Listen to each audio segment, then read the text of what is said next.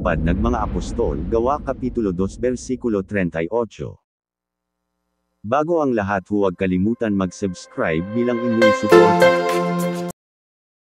Marcos Kapitulo 12 versikulo 29 hanggang 31.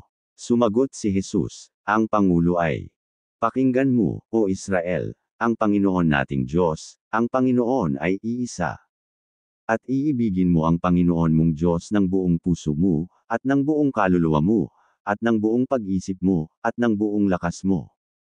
Ang pangalawa ay ito, iibigin mo ang iyong kapwa na gaya ng iyong sarili. Walang ibang utos na hihigit sa mga ito." Unang Juan Kapitulo 4 versikulo 7.